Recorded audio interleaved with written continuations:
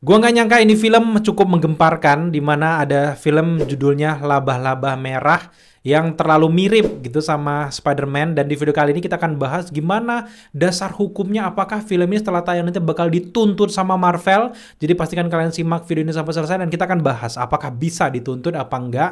Tapi sebelum itu buat teman-teman yang mungkin nggak ngikutin, jadi ini sebenarnya dari rumah produksi Soraya Entertainment Film.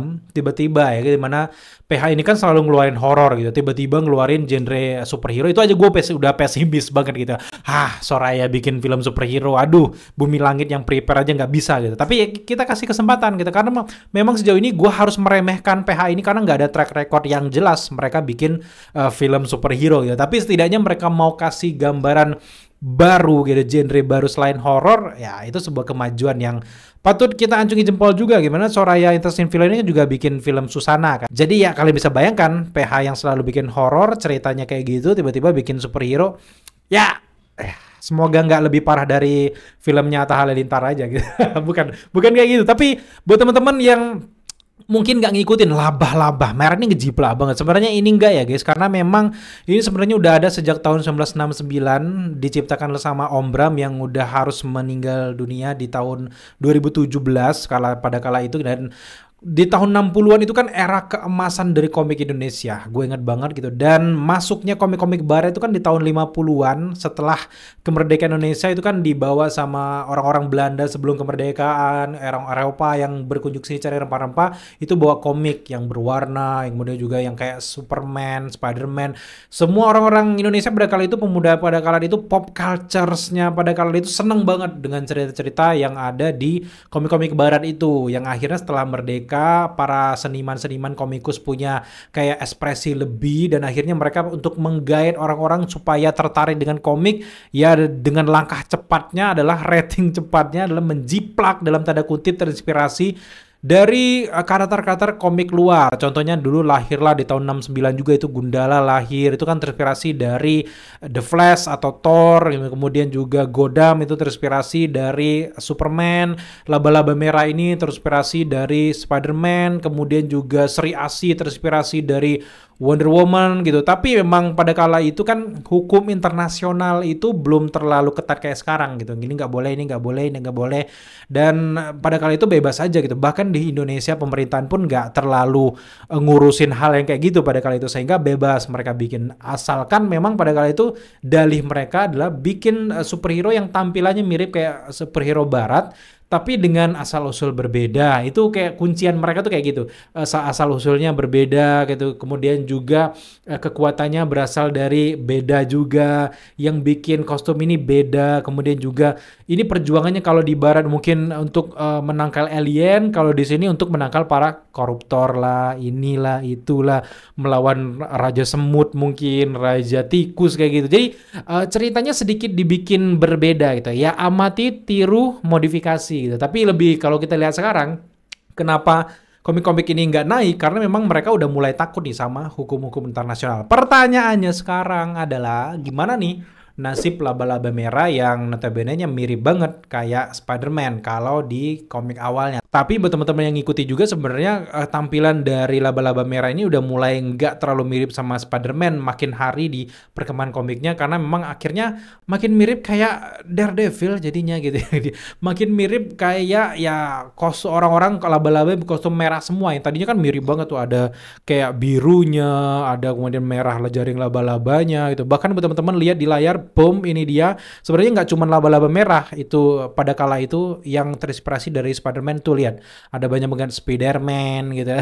Kemudian juga ada laba-laba merah sampai ke bawah itu ada runtutannya. Ada juga beberapa Spider-Man yang berasal dari kayak cewek. Kalau di luar kan Spider-Woman gitu. Di sini ada, ya intinya jiplak lah gitu. Kita bikin kasarnya kayak jiplak gitu. Dan memang pada kala itu bisa dibilang bukan nggak kreatif ya. Kritikus komik-komikus pada kala itu bukan nggak kreatif, tapi karena memang dituntut untuk cepet, untuk modernisasi ya, dari yang awalnya masih dijajah tiba-tiba merdeka, anak mudanya kayak kehilangan identitas dan bla bla bla. Pada kala itu akhirnya muncullah selera baru, pop culture baru dengan bacaan komik. Makanya zaman dulu ada Petruk lah, gue paling ingat, kemudian juga Siksa Neraka gitu kan, itu kan banyak banget Dan barulah di tahun 2000-an itu si Buta dari Gua Hantu. Itu perubahan lagi pop culture komikus kita itu keemasannya beda lagi di tahun 2000-an. Tapi sebelum 2000-an di tahun 90-an itu masih berkembang hal-hal yang berbau dengan terinspirasi dari komik-komik karakter-karakter luar gitu, dan itu dibiarkan, dan sehingga ya kayak gitu. Dan gue kaget juga ternyata Soraya Entertainment Film bikin Laba-Laba Merah, dan gue lihat ya strategi mereka karena memang ini kemungkinan besar bakal rilis di tahun 2026. Mungkin kan dengan Spider-Man Brand New Day gitu, Spider-Man Brand New Day bakal rilis di Juli 2026. Mungkin setidaknya mereka bisa ya berdekatan sama itu kayaknya rilisnya. Jadi ya kemungkinan besar lagi Aji mumpung juga, mungkin lagi cari-cari momen dimana kayak mirip-mirip kayak zaman Bumi Langit dulu lagi naiknya Avengers, Infinity War, Endgame. Mereka bikin juga di Indonesia sehingga kecipratan, bukan kisah lu keren, tapi karena memang kecipratan orang lagi senang superhero gitu, dialihkan tiba-tiba ada superhero Indonesia nonton gitu. Dan terbukti setelah redupnya film-film dari Marvel dan juga DC, ikut juga redup tuh Sri Asih, Virgo dan sebagainya juga redup gitu. Tapi kita punya informasi sebenarnya dari A1 dari Bumi Langit ya, bahwa sebenarnya Bumi Langit bakal, gue nggak bisa terlalu banyak ngomong, sedang memasak gitu aja, sedang memasak. Jadi nantikan terus kabar dari Bumi Langit, entah diambil PH lain atau ada investor lain, itu gue nggak bisa terlalu panjang ke sana. Jadi tungguin aja gitu, itu clue-nya tungguin aja. Tapi kita balik lagi ke Laba-Laba Merah, apakah bisa dituntut sama si Marvel, akan dipenjarakan nih orang-orang yang bikin film ini? Jawabannya ini susah. Karena juga sebenarnya Laba-Laba Merah ini mereka jelas akan menghindari yang namanya hak cipta dengan tidak mirip kostumnya kayak Spider-Man seperti di komik pertama di versi 1969. Karena memang kita lihat sendiri di atas dari poster itu kan ada sosok yang kayak mirip Daredevil kayak gitu, dan itu nggak ada celah-celah biru-birunya, jadi semuanya merah. Jadi itu sangat bisa untuk dipakai. Kalau teman-teman udah lihat, itu udah dieksekusi sama Malaysia duluan yang meniru Batman pada kala itu, yaitu Keluang Man. Tapi ya dalam eksekusinya film itu flop kan, gagal juga gitu. Bahkan di Indonesia juga nggak masuk karena memang di negaranya sendiri flop, apalagi di sini memalukan. Dan segini mudah-mudahan Laba-Laba Merah belajar dari eksekusi flopnya Keluang Man tersebut.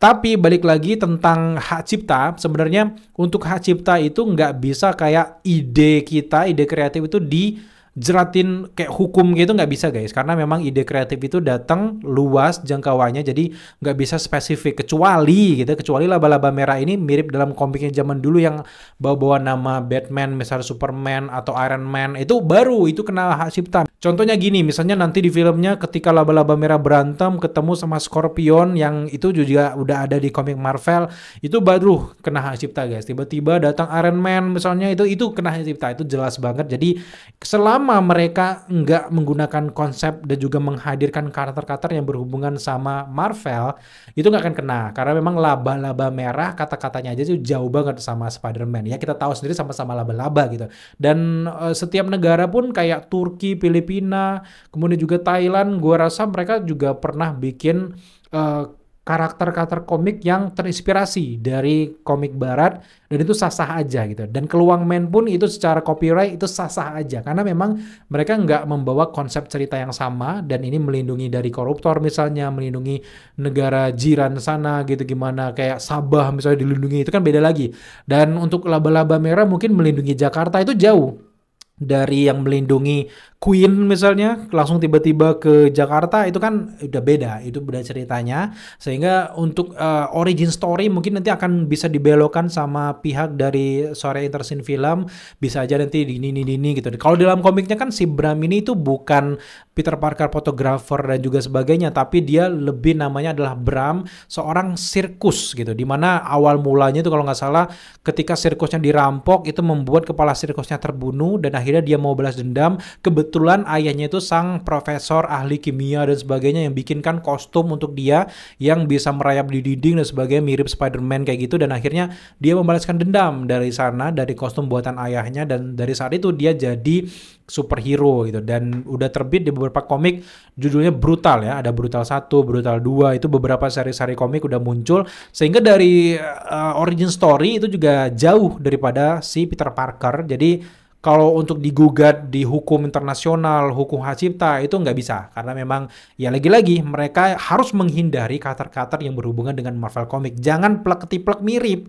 Jadi itu salah satu trik untuk bisa menghindari hukum internasional, jeratan hukum. Jadi sejauh ini menurut gua aman-aman aja untuk laba-laba merah. Tinggal kita menunggu keterangan siapa sutradaranya, siapa yang bakal bikin ini, latar ceritanya apa itu. Jadi gue bisa lihat ya, mereka ini lagi memandang bahwa di tahun 2026 sampai 2027 itu kan ada Secret Wars, ada kemudian Doomsday. Jadi orang-orang investor ini udah mulai tergugah bahwa ke depan akan kecipratan kayak gitu, di mana mereka bakal kecipratan setidaknya 1 juta penonton kayak itu bisa jadi gitu ya.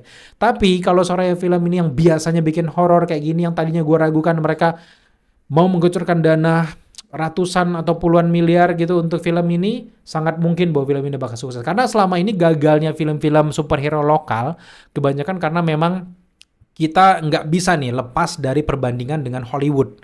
Karena ini paling berat menurut gue dari genre superhero Indonesia, karena kita sudah biasa nonton Marvel, DC, dan sebagainya, sedangkan tiba-tiba muncul kita dengan CGI ala kadarnya, apinya gitu masih kelihatan banget, gitu nggak bisa. Jadi kalau lu mau masuk nyemplung ke dunia genre superhero ini, berarti lu harus siap dengan kualitas CGI yang 11-12 sama Hollywood. Gue nggak bilang 12-12 ya, tapi 11-12 sama Hollywood. Tapi setidaknya juga cerita harus lebih menantang. Jadi nggak bisa nih Hollywood udah kayak gini tiba-tiba kita bikin ya udah namanya kita baru mulai tae. Itu nggak bisa. Makanya selama ini banyak gagal karena orang nggak bisa memaklumi kayak karya-karya lokal lainnya. Ih nggak apa-apa, kita kan baru belajar. Kalau misalnya film-film yang level Oscar gitu, oke, bisa dimaklumi. Tapi kalau superhero nggak bisa. Lu harus bagus. Itu titik banget, lu harus bagus atau flop. Itu aja guys. So, itu saja menurut gue penjelasan buat teman-teman yang mungkin masih ragu dengan hak cipta, jiplak menjiplak dari laba-laba merah ini. Mungkin tanggapan gue itu saja. Dan kalau untuk menuntut hukum kayak itu nggak bisa, agak susah untuk Marvel ataupun DC sekalian mungkin mau menuntut hukum untuk film ini. Tapi setidaknya mungkin nanti orang-orang dari pihak sini bikin origin story yang baru dengan cerita yang seger. Kemudian juga untuk ke depan apakah gue yakin dengan proyek ini? Enggak juga. Gue bakal lihat dulu apakah nanti proyeknya bagus, orangnya serius. Karena orang yang biasa bikin film sinetron dan juga film horor. Jadi gue nggak terlalu percaya. Jadi kita lihat aja perkembangannya ke depan. Siapa yang garap, siapa yang mengeksekusi proyek ini. Jadi kita nantikan aja gitu guys. So buat teman-teman yang mungkin punya tanggapan berbeda atau kalian punya masukan terkait dengan laba-laba merah ini, gue terbuka banget untuk ngelihat pendapat kalian di kolom komentar di bawah. So sampai jumpa di video-video update selanjutnya.